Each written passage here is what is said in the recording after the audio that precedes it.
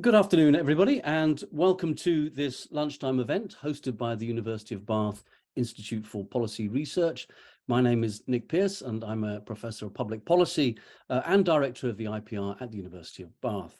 And today I'm delighted to be joined by Jonathan Haskel and Stian Westlake, who are going to be with us today to discuss their latest book, Restarting the Future: How to Fix the Intangible Economy. And this event is part of a wider series we're running this year at the IPR on what has been termed the global polycrisis, a term that's contested but increasingly in use, trying to explore the kind of multiple and overlapping and interconnected crises of our time and how we can best navigate them. And in addressing the issue of the intangible economy today, we are going to be addressing some of the kind of bigger questions for some of our institutions, how we govern our economy, what makes up the dynamics of a contemporary advanced economies like ours, and how we can best think about those in the wider context of the challenges that we face. And it's a delight to be able to welcome Jonathan and Stian. Jonathan Haskel, of course, Professor of Economics at Imperial College Business School and an external member of the Monetary Policy Committee, and Stian Westlake, Chief Executive at the Royal Statistical Society, and shortly to become the next Executive Chair of the Economic and Social Research Council. And Jonathan and Stian are both pioneering thinkers on the idea of the intangible economy. I won't say much more about that concept because I know they're going to, but thinking about the economy in ways that don't simply relate to our physical assets, but ideas, knowledge, and other forms of activity in the economy. And it's something they've written about before, in previous works, but this is about their latest book, and it gives us an opportunity to hear about their latest thinking and some of the policy questions that flow from their analysis. So there'll be plenty of opportunity after they've given their talk to ask questions.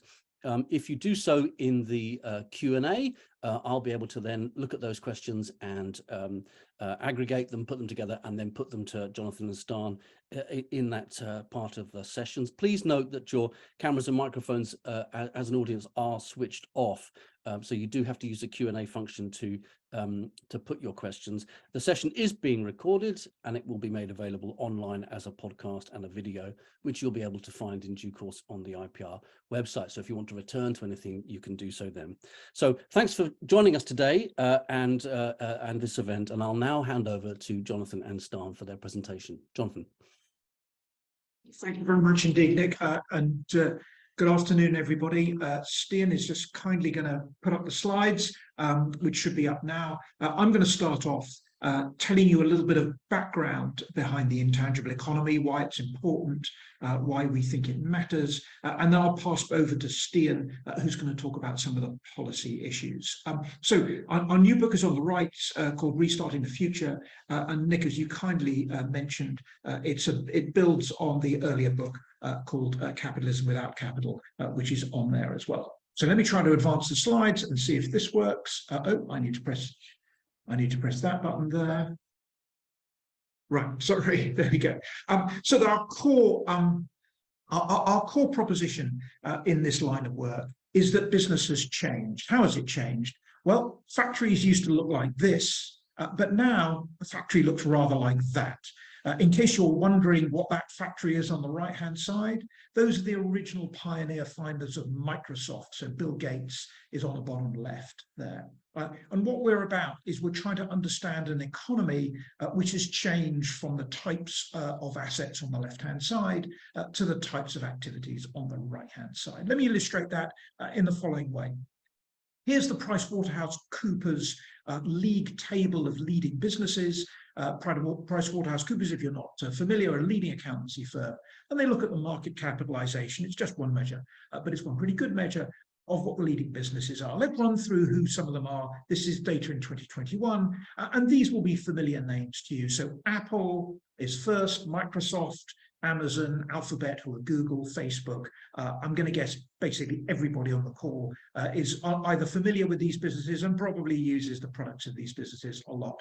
The second company is Saudi Aramco, who are the Saudi Arabian oil company. Let's spend a minute then thinking about what kind of companies these are. And we can illustrate this very clearly. Here are Saudi Aramco's assets. As I say, they're the Saudi Arabian oil company. you can see what their assets are. They are the ship down at the bottom there, the pipes, the buildings, all the bits of machinery and the heavy technology that's required to get oil out of the ground and ship it to you and me. Here are Microsoft's assets. Well, they look rather different. This is actually the first few lines of code from Word 1. This is actually the dictionary which you use when you call up the dictionary to inspect your Word document. And the core of our argument is that the reason that these businesses look very different is their assets have moved from the type of assets at the top, which we're going to call tangible assets, to the type of assets at the bottom, the right-hand side, Microsoft assets, which are the intangible assets. And indeed, if you look over to the left and look at the table, companies like Apple, Microsoft, Amazon, Alphabet, Google, Facebook, their assets are almost entirely intangible assets. Let me spend a minute saying a little bit more about what we mean by intangible assets. And I'm going to do so just before I do that. Here's a scheme of what we're going to talk about: the rise of the intangible economy, why intangible capital is different, and then, as I say, I'll pass over to Stian for reforming our institutions. So let's start with the rise of the intangible economy. We're going to start with Saudi Aramco's assets, the quintessential tangible company, and their investments and their assets are the types of things you see on the left-hand side: buildings, computers, plant machinery, and vehicles. And those are the types of things which accountants have been trying to measure, be it in company accounts or be it in national accounts, which puts together the GDP numbers. Those are the kind of measures which those accounts have been measuring more or less since the 1920s. They measure investments made by a producer, they're costly to undertake, and they provide a benefit over time. Here on the right-hand side are the intangible investments, which we think are what the economy has transmogrified to. And then things you can't feel and you can't touch. R&D, let's run through some of them. R&D is an obvious example, incredibly important during the pandemic. That's the thing which got us the vaccines. But of course, we had to have training. Companies had to train their workers on how to do it and how to produce it.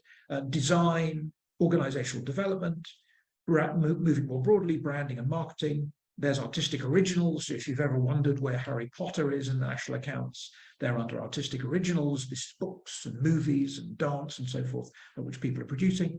And right down to the bottom there, possibly a much more sort of visual element, which we're all familiar with, is software and databases. So all of those assets on the right are the assets in the new economy over and above the assets on the left there. Now, a couple of things on this. Let me try to get the animation of these slides going. The first on the left here is that GDP still doesn't include most intangibles. So when we count up the investments that companies are making to do the national accounts, do GDP, we count up the tangible investments on the top left.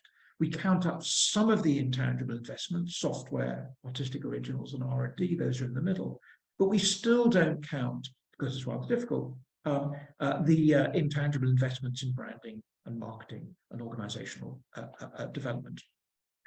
If that's the case for national accounts and GDP, it is doubly the case for company accounts. So on the right is some work by a very interesting consultancy called Ocean Tomo, who go to the company accounts of American companies, or all companies, this in particular happens to be those in the Standard & Poor Index, and works out by cohort of company what the relative importance is in their valuation of tangible assets and intangible assets. And you can see in the 1970s on the left-hand side there, intangible assets were around 17% of company value. But by the time we got to 2020, they're way above that, above 80% of company value. So the bulk of valuation of the S&P 500 is now around intangible assets. Let's just see a little example of intangible assets.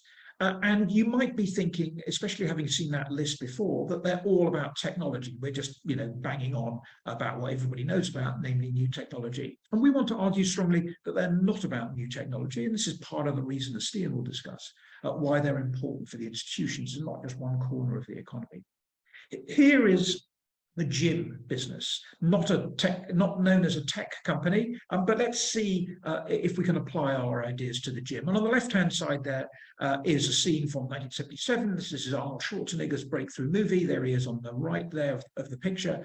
And you can see that in the gym business in 1977, there were lots of tangible assets. You can see the building and you can see the equipment that they are using.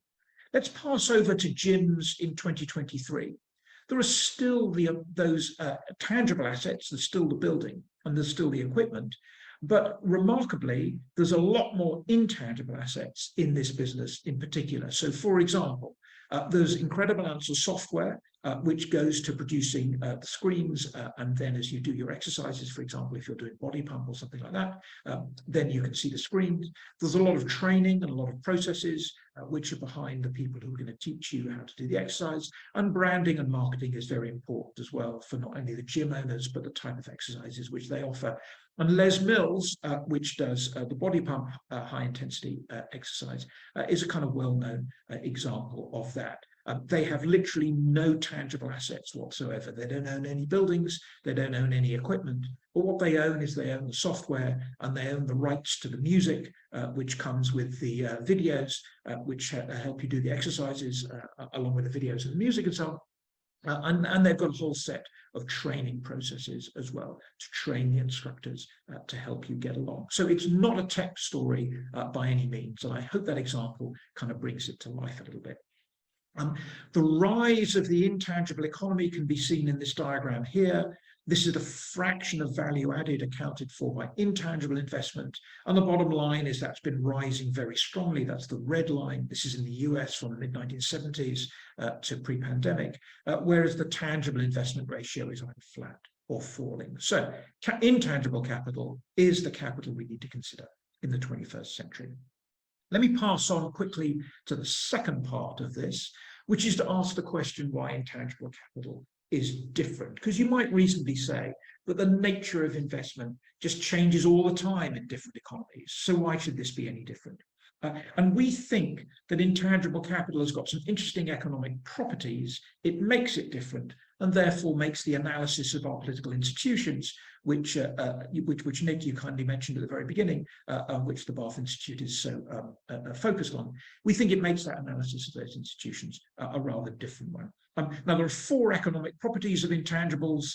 I'll go through each one quickly and then go through each one a little bit more leisurely. The first is intangibles are scalable. The second is they are sunk. The third is they have spillovers. And the fourth is they have synergy. So they all begin with S, and let's go through them one by one. Let's start with scalability. So here's a tangible business on the left-hand side, namely the taxi cab business. If you carry a couple of people in your taxi cab and you want to carry a couple more people, you've got to buy a new taxi cab. So in that sense, taxi cabs are not scalable when you scale up the business. So there's a traditional taxi cab business on the left-hand side. Here's a new taxi cab business on the right-hand side, and it is, of course, the Uber algorithm. And the remarkable thing about the Uber algorithm is that if you've got 2 people using it or 2 million people using it, it's still the same algorithm. So the first point about intangible capital, the intangible capital, of course, being the software behind the algorithm on the right, the tangible capital being the taxi cab on the left. The first point about intangible capital is that you can scale it up. Second feature of intangible capital is that it's sunk. Let's talk about Nokia for a second. They were the leading mobile phone company years ago before Apple came along. When they went bankrupt, it turned out that they only had 2 assets. They had some tangible assets, which are on the left-hand side. You recognize those from Saudi Aramco. Those are the rather handsome set of buildings that they have in Finland, which you can still go to. They managed to sell them off.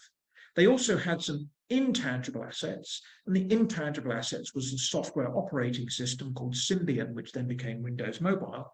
And it turned out that when the company failed, and it just failed to take off, they just couldn't get any of those values back. So what economists call this is they call these sunk costs. The intangible costs on the right were sunk, they could not be recovered. The tangible costs on the left were not sunk, and they could be recovered. So that's the second of the S's. The third of the S's is spillovers. Here's another tangible business on the left-hand side. If you want to use some of the properties and processes of this tangible business, you cannot. There's a fence in front of it. There's no sense in which if the owners are using it, you cannot use it. Here's an intangible feature of the business. This is the Apple iPhone. Here's a picture of the first one in 2007. If you hop onto the internet or cast your memories back, if you can remember that far back, before the Apple iPhone came along, all phones looked a bit weird. They had funny fold-out things and odd aerials and speakers which stuck out, and weird aerials on the top and behind them and so forth.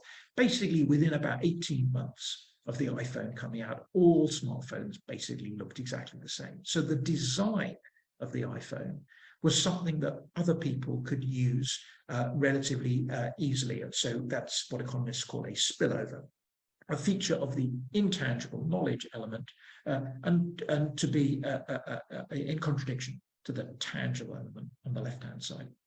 I'll finish with a final property, which is synergies. As it says on the slide there, intangible assets very valuable when combined with other assets. We talk in our first book about the example of the EpiPen, a wonderful, if you're not familiar with this is a wonderful injection mechanism for people who have anaphylactic shock, saved millions of lives, an extremely profitable company for the inventors. And you might say, well, that's an intangible asset, knowing the chemical of the chemical structure of this wonderful drug. Surely that's protected by patents. So wouldn't the secret of that intangible business be the patent? Well, the patent ran out more or less 100 years ago, so it can't be the patent. We think it is the synergies between the different types of intangible assets which are responsible for this company doing so well. What are the synergies? They are the wonderful design of the EpiPen. They are the brand of the EpiPen. Everybody's heard of it. They've got a very sophisticated marketing and distribution network, and they do lots of training for you to use the EpiPen. So putting all those things together means that when it comes to intangibles, these synergies, these combinations of intangibles are extraordinarily valuable. Okay, apologies for going through that rather quickly, but let me, before passing over to Stian, just give you a sense of how those properties then show up in the economy.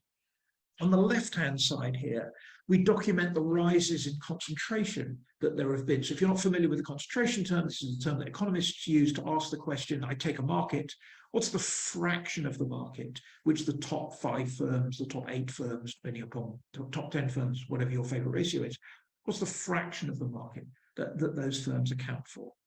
And that concentration ratio has been going up since for about the last sort of 20 odd years, and people have worried a lot about competition policy as a consequence. Here, what we've done is we split the rise in the concentration ratio across European countries to the rise in the intangible intensive sectors versus the low intangible sectors. And what you can see is that concentration has gone up much more in the intangible intensive sectors, and it's flatter in the low intangible intensive sectors. And that, of course, is entirely in line with the kind of properties we've just seen, most notably scale. If I can scale up as an intangible company, then it's very likely that I'm going to be able to serve, or rather few companies are going to be able to serve a large part of the market. So we think this rise in concentration is a manifestation of the shift to the intangible economy and an example of one of the S's we just talked about. Here on the right is another example of one of the other S's, spillovers and synergies. The spillovers come from being adjacent to other smart people adjacent to other smart people. That normally takes place in cities. And so here is a graph of the productivity advantage of cities in the US. Okay, let me pass over to Stian to talk about changing institutions. Thank you, Jonathan. And I'm going to talk about three layers of this institutions question. This is very much kind of the core of where we took the book, Restarting the Future. I'm going to talk a little bit about our theoretical perspective on this. Then I'm going to talk about some key ideas that spring from the idea of intangibles to institutions. And then hopefully I'll squeeze in some time to talk about some practical implications for the UK and for other countries. So to start with the sort of theoretical question about institutions, there is, to our view, something of a debate or a disagreement in different ways that different people look at institutions. And I would describe that as a difference between those who think that economically important institutions are sort of eternal, that a good institution is a good institution, that is not really a historically dependent term, and people who believe that these things are very contingent on technologies that arise at a particular time.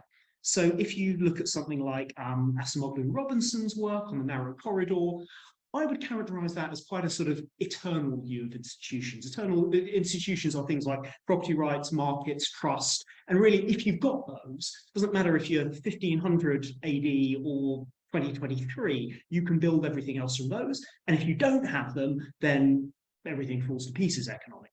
But they're not hugely contingent on what else is going on.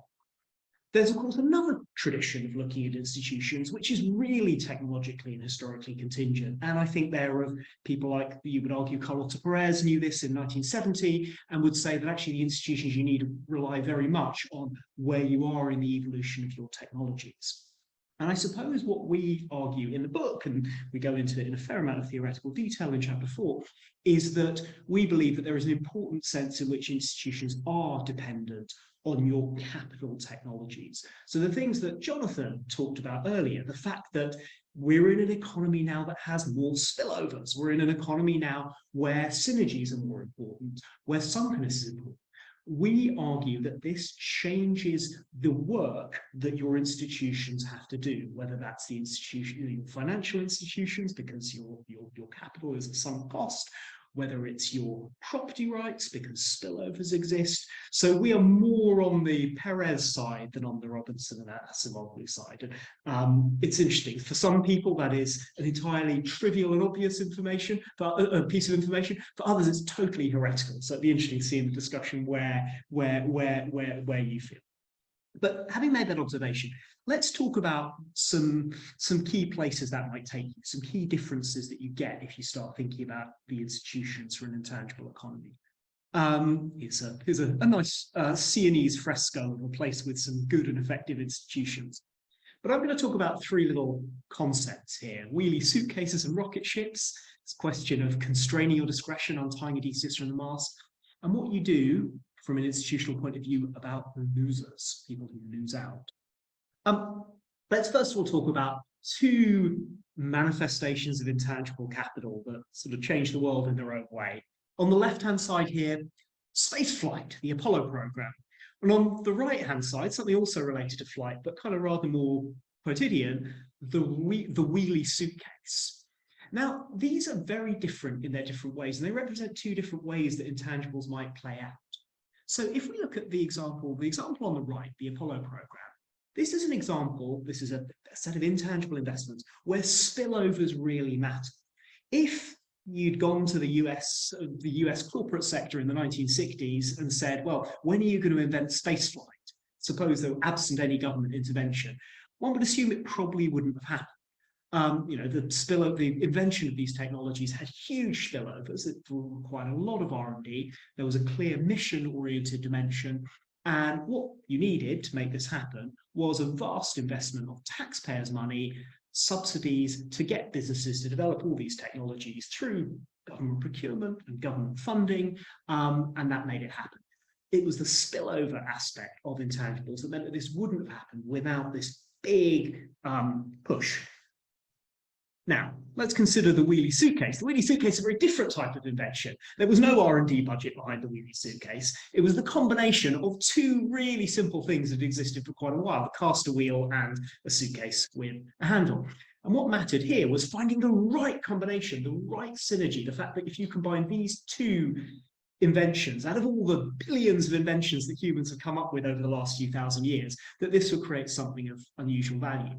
And I guess what the institutions behind this were decentralized markets and competitions, and a really effective discovery process. So it's probably no accident that the people who were behind this invention were pilots and frequent flyers who really had some great insight into the demands of what it meant to be an air passenger in the jet age. So two both sort of somewhat important inventions, very different, but it shows you there's two different types of problems you might need to solve with your institutions. The second interesting question is how do you keep your institutions proper? How do you make sure that they're behaving in a fair and just way versus how do you keep them agile? Here on the left-hand side is a kind of classic Victorian problem of graft. And obviously one of the problems, if you set up institutions to solve political problems, there is a lot of temptation for politicians to mess around with them and to do that in a way to further their own short-term political interests. So a classic example is UK interest rate policy in much of the late 20th century, where our central bank, the Bank of England, was controlled by the Treasury, and consequently there was a repeated problem whereby the Treasury would reduce the economy in the run-up to an election in the hope that it would improve their political fortunes. It was a problem that to a great extent was solved in 1997 when the Bank of England was made independent. But of course, there is then a challenge if you make institutions independent and you make them rule-bound, which is that's fine when the circumstances for which you designed the rules persist. But from time to time, circumstances change. And one example of when circumstances change is when your capital stock shifts, for example, from tangibles to intangibles. So Milgram and Roberts is a classic exposition of how you constrain your discretion. You tie Odysseus to the mast so that the sirens don't lure him off into the rocks. But the problem is eventually, you know, if Odysseus stayed tied to the mast for the whole of the Odyssey, it would have been a very boring story because he actually needed to get off the boat when things changed, when there were no more sirens around. So there's a question about how do you balance that? How do you make institutions that have discretion at the right times, but not discretion at the wrong times? And then the final question is, most institutions, especially if you're trying to deal with things like spillovers, create winners and losers. A classic example that we talk about a lot in our books is planning policy, land use policy, where there are all sorts of clever innovations that people have come up with over the years to increase the supply of houses, for example, in places like the UK or dynamic US cities. They make quite a lot of people unhappy. And one of the things that tends to be observed is NIMBYs always win. NIMBYs have concentrated interest, the general interest is dispersed, and people who have concentrated interest are often good at mobilizing those interests. Obviously, Eleanor Ostrom's work, which looked at fisheries in the first instance, is a nice picture of an old world fishery, looked at some ways that institutions could arise to try and police those boundaries. And one of the things that we then go and talk about in the book is how might you deploy some of these good institutions that will share the benefits so that losers don't have a strong incentive to block change when you need to change institutions to account for intangibles. So those are three changes, and we've gone from theory to ideas. And now, in the last checking the time, the last 9.5 minutes, we're going to talk about some specific examples of how that might apply. And these are generally, we'll talk about this from a UK audience, although most of these will apply in the US and in many other developed countries as well. So I'm going to talk a bit about public investment in things like R&D, an important category of intangibles. We are going to come back to this question of cities, which, as Jonathan said, seem to be really important in an economy of synergies and spillovers. We're going to talk a bit about what you might want to do with competition policy. If you remember, this intangible economy is one where leader firms seem to break away from laggard firms in a potentially quite alarming way. And then we're going to talk about what you need to finance businesses in this economy, particularly this economy where there's a lot of sunk costs, which financiers often don't like. So if you're talking about funding science, technology, and innovation, spillovers is the sort of brute fact you start with. If R&D is a really important bit of capital, you need to solve the spillover problem because firms will not invest as much as they should or as much as socially optimal in R&D without some kind of intervention. But if you think back to the wheelie suitcase, intangible capital, it seems to matter, the quality of intangible capital seems to matter a lot more. There's a higher potential for malinvestment. And so if you can create institutions to ensure that, let's say if you're investing in R&D, you get really good R&D, that matters quite a lot. And it means that we should probably be quite worried about institutions that increase the tendency towards malinvestment. People like James Wilsden have written eloquently about the metric tide in research, and obviously it's a big concern in research funding. what if the incentives put on scholars to produce citations or to produce other quantified outcomes stand in the way of producing really important, really valuable R&D? And then finally, there's the question of another way that we try and limit these spillovers is the intellectual property system. The intellectual property system feels like a great example of a system where losers, or potential losers, in this case rights holders, can do an awful lot that is not in the social interest, but nevertheless protects their interests from spillovers, from new technologies, from the fact that something like, for example, Spotify creates a lot of social welfare that potentially is problematic for rights holders. Normatively, what might we do? I think this creates a very strong argument for saying you should invest more public money in research. And, you know, I'm personally very excited by this aspect of UK public policy at the moment, but I think there's a lot of cross-party consensus, and has been for the last few years, on the need to invest more public money in R&D. It increases the importance of experimenting with new ways of funding, whether those are really low bureaucracy models. People talk about funding lotteries, or things like the Howard Hughes Medical Institute model, where researchers get a lot of discretion once funding has been awarded. You can potentially think that the other option works very well, something like private versions of ARPA or ARIA that's just kicking off in the UK, where effectively you're giving project managers a huge amount of discretion, and you're highly selecting to make sure you have the best project managers because you think that they can do really good investments in that area. It's kind of two extremes that look more interesting for tactical capital. And then finally, this question, well, what do you do about influence activities in the IP system? I think we would argue that this is a real instance where building state capacity really matters. If we go back over a decade now, the Intellectual Property Office in the UK kicked off the Hargreaves Review, which was arguably a sort of very sophisticated attempt to try and parlay some of these differences of opinion between rights holders and the tech sector. That required quite a lot of state capacity on the part of the Intellectual Property Office. I think it was possible because that was sort of quite politically prioritized at the time for various reasons we can go into. It's difficult to do, and it's politically costly for the government to push back on rights holders. I've worked a lot with them, and they are really, really good lobbyists. They're very, very well paid and charismatic lobbyists. So there's a kind of challenge. We talk about cities, particular passion of mine, as Jonathan said. Cities and clusters seem to be where the intangible economy happens very intensely. They seem more important now than perhaps they were 60 years ago. But unfortunately in the UK, we have a planning and zoning system that was largely designed in 1948, probably based on some kind of quite bucolic notions in the early 20th century about what good living and the countryside and the city ought to be like.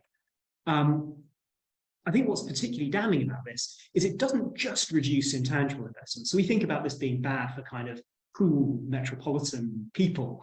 I would argue the people who really suffer from this, you know, if you're a very highly educated person who grows up in a so-called left behind town and who gets an offer of a highly paid job at AstraZeneca in Cambridge, your high pay means you can afford to move to Cambridge and pay the ridiculous rents in the supply-constrained property market there.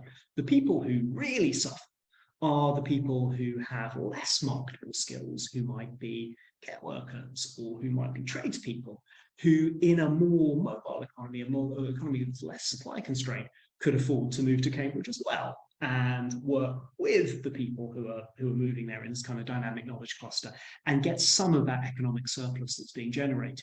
So I've often thought that the so-called somewheres, anywheres divide that people like David Goodhart have written about is, I'm sure it is somewhat cultural. They would seem to argue that it's cultural. I would argue that perhaps some of it is just a kind of epiphenomenon of this economic change that we talked about. Couple of minutes left. We talk quite a lot in the book about competition. Here's again the chart that Jonathan showed earlier about how the leader firms are pulling away from the laggard firms. And we think it's really important that this seems to be happening more in that solid line, the intangible intensive sector, than the low intangible sectors. And for us, this is a bit of a smoking gun, that the problem is not, or at least not solely, the problem of regulators sort of taking their foot off the pedal. So there is a sort of the sometimes called neo-Brandeisian critique of tech regulation, says that, well, neoliberals in the US took over this system in the 1980s, and as a result, people went soft on monopolies, and as a result, monopolies have increased. So it's a sort of I would argue the Philippon critique says that this is first and foremost a problem of political action. I think we would say that that may be true, but there is also a problem here that is specifically relates to these new forms of capital. These new forms of capital are inherently seem to create these monopolies. Now, I think the really interesting question, if you want to remedy these, is, well, are these monopolies permanent? And possibly too early to say conclusively, but it does seem, and the scalability of intangibles seems to have something to do with this, that these monopolies grow quickly, but sometimes they collapse as well. The optimistic story here is that actually what we're seeing is an age of punctuated equilibria, where you'll see tech platforms rise, but so long as you can regulate effectively, so long as you can ensure there's a space for new firms to scale up, that you'll have competition over a period of time, because the giants basically fall prey to competitive to new attacking firms over time. And then finally, we talk about finance. And in the last minute, I'll quickly talk about this. Stephen Cecchetti, a US economist, talked about this wonderful phrase, the curse of collateral. The curse of collateral is most financing in the economy is debt finance. Most businesses rely on bank lending or sometimes bonds to finance themselves. That is a very sort of simple way of financing things. You don't need to know a lot about the business to make someone a bank loan. But typically you do like to know they've got some assets, and you like to have a charge over those assets if the business goes bust. Intangible assets, because as Jonathan said, are sunk, are less useful from that point of view. So an economy where more and more capital, more and more business capital is tangible, gets less and less appropriate for bank financing, which is kind of a problem, given that banks are the dominant institutional form of financial thing that we have going, but also given that they're heavily tax advantaged, given that debt interest is tax deductible and cost of equity is not tax deductible.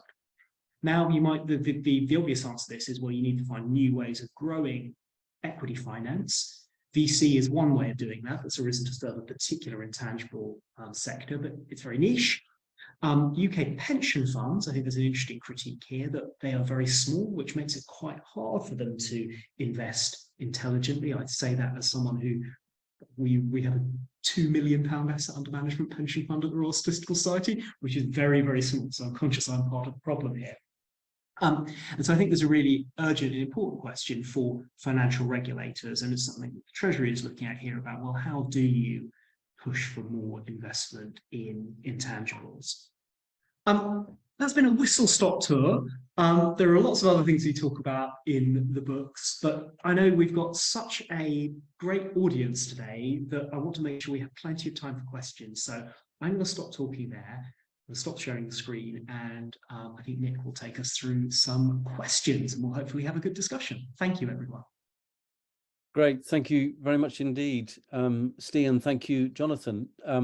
Let's go into some questions then, and I want to start with a question that was in my mind as you were speaking, and which has been asked by my colleague Joe Crisp, which is the first part at least, which is this: how does the intangible economy relate to the productivity puzzle, or more starkly perhaps for the UK, its productivity performance, which many people would argue is historically unprecedented, that the period of productivity stagnation we've had since the financial crisis is historically unprecedented. Is there a relationship between the intangible economy and productivity that we see played out in particular ways in the UK? I'll try that one. Thanks very much for the question, Joe. Yes, we think there is a relationship. We talk about it a little bit in the book, and it goes like this. As we've mentioned, one of the properties of intangibles, remember those 4 S's, one of the properties is spillovers. So if I do some intangible investment in, let's say, design, that benefits, spills over to Stian, he becomes more productive as a result. So a pound or a dollar or a euro in intangible investment gets an extra bang for the buck, as it were, when it comes to the translation of productivity. And what that means is, when the economy is steaming ahead and investing a lot in intangibles, that's a rising tide which lifts all boats. When the economy the investment is held back, then that pulls down. not only productivity, but it pulls down spillovers for productivity as well, which is measured in different ways. So we think, as we document in the book, that part of the explanation for slow productivity growth post-financial crisis is the slowdown there's been in intangible investment, and therefore the lower spillovers that's thrown off. So it is tied up indeed with understanding the productivity puzzle. Great, thank you, Jonathan. Joe has a sort of second part to his question, which is just, you mentioned at the beginning that GDP doesn't include enough measurement of the intangible economy or intangible capital. Which additional measures would you include in the composition of GDP? Yeah, I think I'd be a little bit ambitious and go for all the various measures that we've talked about. But you can do it yourself. There is a new data set called the EU CLEMS data set, augmented with intangible investment, and that's put out by myself, Carol Parado, Cecilia Ioannidis, Massimiliano Iomi. That's all available to download. And that's we have a new version out last Thursday. If you search for IntanInvest EU CLEMS, you can get all the European data by industry, by country, by year on the whole range of intangible assets and choose whether to include them or not. Great, thank you, Jonathan. I highly recommend the CLEMS database, and used it ourselves at Bath for some of our work. I'm going to come on to a colleague indeed who has done that work, Ada Garcia Lazaro. Ada's asking a question about the link between skills gaps, and we talked a lot about R&D investment and capturing its benefits. Ada's asking a question about skills and skills gaps and the rise of the intangible economy. Basically, are our skills systems not keeping up with the supply of labour for the intangible economy?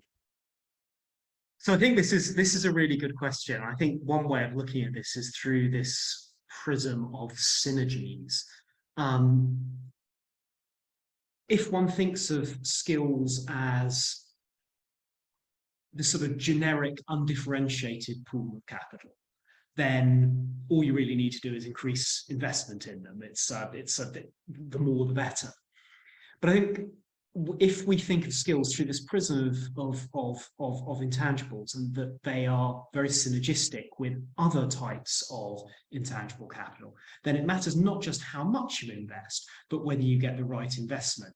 And the thing that I'm particularly struck by, so Paul Lewis at King's did some really interesting work on technician skills in the personalized medicine sector, which I think was a really nice perspective on this. And what he was saying was that, well, if you want to train, for example, in this case, technicians to work in personalized medicine, not only do you need to provide enough investment so that either businesses need to provide the investment or government needs to subsidize the investment so that people go on the courses, but you need to actually solve quite a difficult question of what skills do they need? How do you build the right framework so that those skills are really useful and what the industry needs? And I think so his view was that skills capital, or at least technical skills capital, is really heterogeneous, and it matters not just that you have enough from a quantity point of view, but that you've got the right stuff from a quality point of view. To come back, I know, Nick, to some of the things that I know are close to your heart on varieties of capitalism, I guess that's another reason why that skills question is perhaps easier to solve in a coordinated market economy than in a liberal market economy, because some of the institutions in the coordinated market economy help you match the skills to the employer. Yeah, and I think that that point responds at least in part to a question that's just come in from Eleanor Cloudis saying, how do non-specialized workers benefit? How do you avoid leaving more ordinary people behind? And this sort of comes to a question, Stian, you covered this in your final remarks about the somewheres and nowheres, the left behind versus the knowledge economy specialists agglomerated in cities. If you like, the challenge to institutions of developing inclusive forms of capitalism. And that might be in part about competition policy and the other measures you've discussed in the rest of your presentation, but it might also be a question that is addressed to the sort of political economy of institutions. So let me just phrase that slightly differently. Do we think that the intangible economy needs institutions that actively seek to balance interests within them to make sure that certain interests don't dominate, or at least that in their operation and inclusivity, that they are not captured by particular interests. So coming to the point of the superstar firms and the concentrations of market power, whether that then bleeds across into your political institutions, such that particular actors, particular firms, billionaires and others become very dominant in your political economy, and others who might work in left behind areas or not included in the knowledge economy, the intangible economy, find it hard then to find political expression, political representation. Does the intangible economy generate forms of political economy that its institutions need to find ways to solve? I suppose or democratic institutions that it needs to find ways to solve. So I mean, the short answer is yes. I think, but I think there's an interesting wrinkle there if we're saying, well, who is creating, or well, sorry, let me take a step back. Some of the institutional change that we see in the tangible economy is arguably unhelpful from a sort of general social welfare point of view. And we talked a bit about two examples in the presentation. We talked about aggressively enforced intellectual property law, where it's really in the interest of a limited group of rights holders. Another one is very strong anti-urban development movements, where it's generally in the interest of existing property owners. And I think what's kind of interesting there, I mean, that you can have a long debate on how problematic each of those things are, but if you accept that those might be problematic, the groups that are causing those problems are not really the intangible economy winners for the most part. The people who are abusing or at least pushing hard on intellectual property rights are not Google. Google, if anything, are on the other side of the table here. They are the music industry, the sports industry, the people who originally own the rights. And I think in some ways that's why they fight so aggressively, because they feel they're under threat. And in some ways they are under threat. Similarly, if you think about who are the drivers of anti-housing supply movements, I mean, if you want to, I know NIMBYs is a kind of charged word, but NIMBYism. Some NIMBYs are, very rich tech people. If you go to Atherton outside San Francisco, there are some very rich tech people who are blocking development. But actually, your classic NIMBYs are often retired people who bought houses before the run-up of property rates caused by low interest rates and decades of economic growth. These are people who in some ways don't necessarily feel like winners in the new economy and may indeed feel quite culturally alienated from the new economy. So I think there's a really interesting wrinkle about how you design these. I think so. Your basic point is right. You need institutions to ensure kind of just outcome here. But it's quite interesting that it's not just a sort of straightforward battle between the poor and the powerful. It's actually, there are some quite interesting groups fighting this out who don't fit easily into either of those two paradigms. Thanks. Yeah, I very, very much agree with that, Stian. That's particularly when you look at the Brexit vote, it is not simply a left behind, excluded population and so on. I mean, there are plenty of other examples in the political science literature. We have a question also here about fiscal policy for the government. You talked again about investment in R&D, public investment in R&D, the consensus we have in the UK for increasing public investment in our R&D. Are there other ways in which public funding should be orientated towards investment in the intangible economies, particularly for perhaps addressing some of these questions of social welfare that you raised there, Stian? And I'm going to come in on this, but I'm going to pass over to Stian because since I have the honour to work at the Bank of England, I am contractually obliged not to have a view on fiscal policy. So I'm afraid I can't say anything, Nick, to that excellent question, but I will pass over to my excellent co-author. So I think, very broadly speaking, just as a sort of stylized fact, in an economy where you've got more intangibles and therefore more capital has spillovers, that would suggest that there is more scope for public investments because the government can make investments that will not be optimal for firms to make. So that's kind of one stylized fact. And if you take that to its logical conclusion, that's an argument for a larger state. I think the interesting kind of complication, though, is when we think about the wheelie suitcase. So the wheelie suitcase says, or the moral of the wheelie suitcase story is, in this intangible economy, it will also really matter more than it used to, that you don't get malinvestment.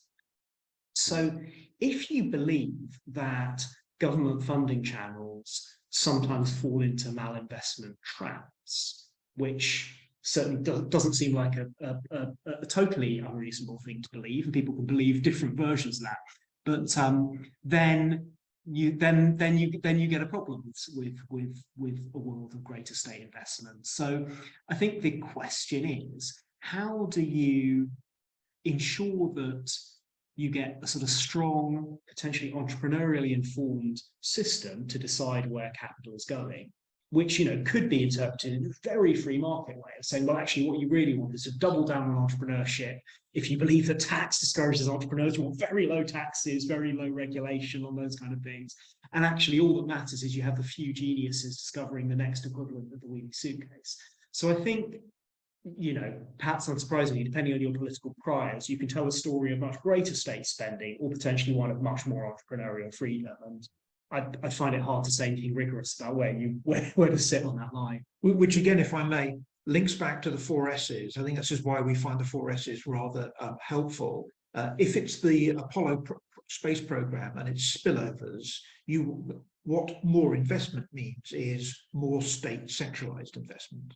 If it's the wheelie suitcase and its synergies, what a policy of more investment means is more competition, actually, in order to reap those synergies. And I think that's the tension, as I say, on the basis of the various S's we described. Mm-hmm.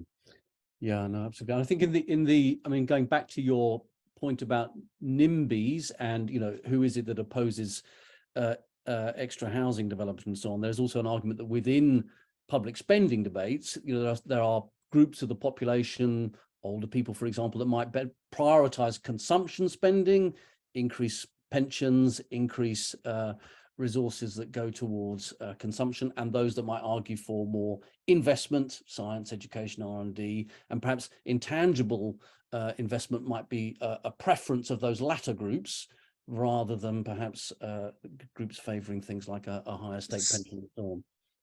So I think that's a really interesting issue you raise. There's some research that I think has just come out today by the Campaign for Science and Engineering, looking at the different demographics opinions of, certainly they looked at R&D spending. And one of the things that was totally counterintuitive to me, it sounds like it might be counterintuitive to you as well based on what you said, is actually they found older groups are more interested in R&D spending, which is a finding I've never seen before.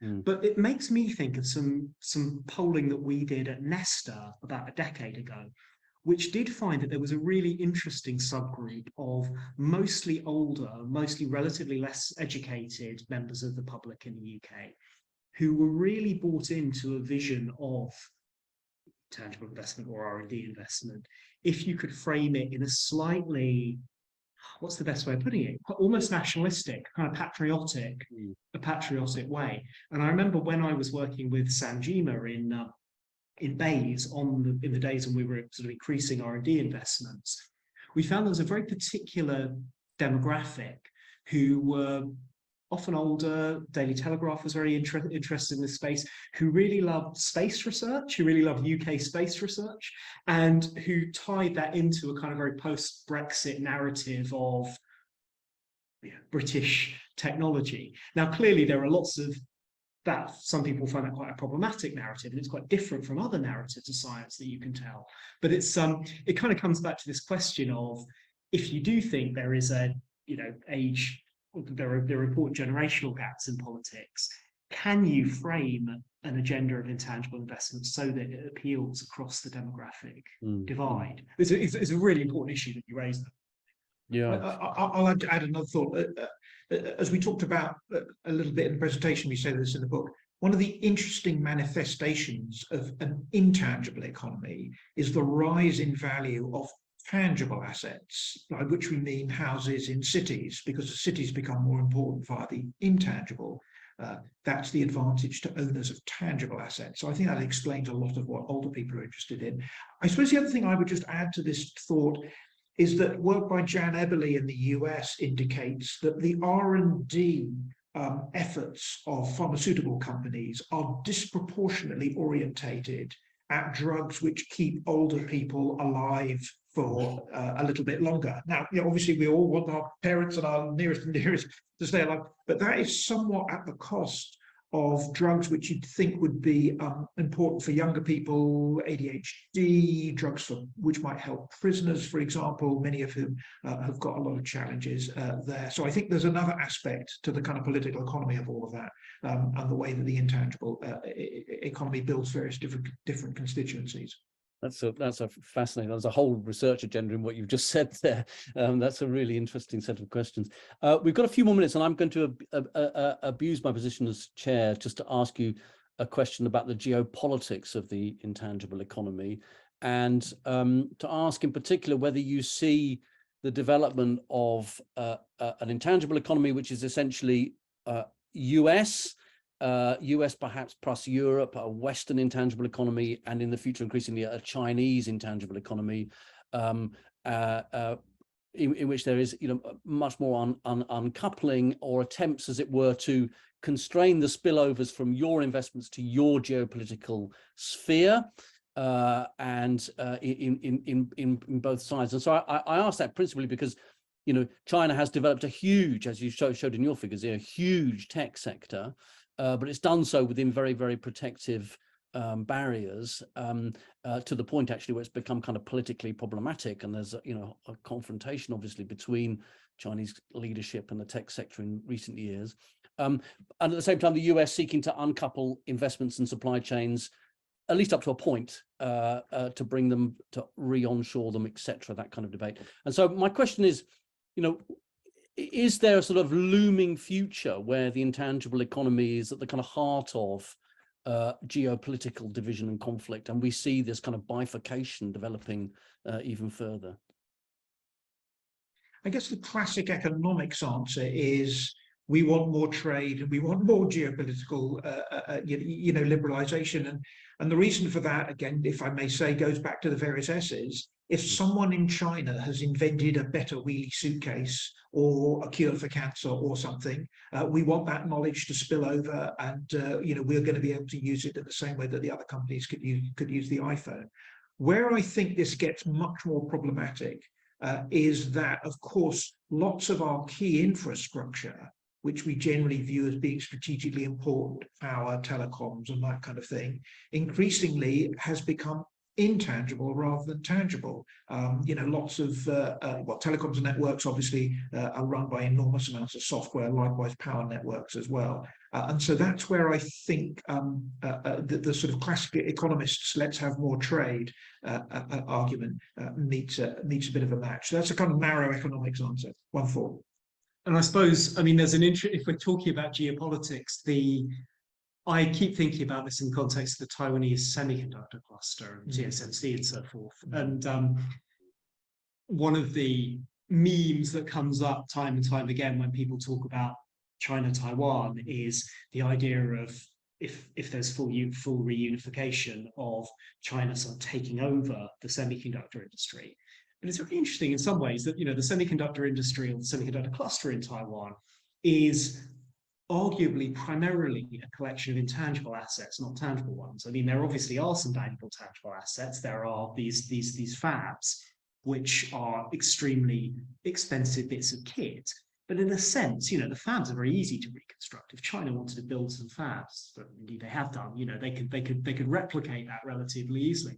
What you can't replicate is the incredibly deep pools of human capital in companies like TSMC, the supply chain relationships with the various other bits of the semiconductor supply chain, all of which rely on basically being continually updated. And it feels that that's particularly interesting. This is not like, say, conquering a country so you can take its oil wells or its natural reserves, which in some ways is a sort of relatively trivial thing to do. This is actually kind of much more complicated, but it comes back to these synergies that we talked. Great. Well, thank you very much indeed. Thank you, Jonathan. Thank you, Stian, for a fantastic event and for taking the time today to present your new book to us and to answer those questions so comprehensively and with such interest. And thank you all for joining us today at the event too. Please do keep in touch with the events and the work and the research of the IPR. As I said earlier, the audio and video recordings of today's event will be made public. So if you want to watch and listen, catch up again, return to some of the questions we've discussed, you'll be able to do so shortly. Just visit the IPR website in the coming days and weeks. So thank you once again, Jonathan, Stian. Thank you for your time today. Thanks for joining us, and we hope you'll join us again soon. Thanks very much. Thank you. Thank you.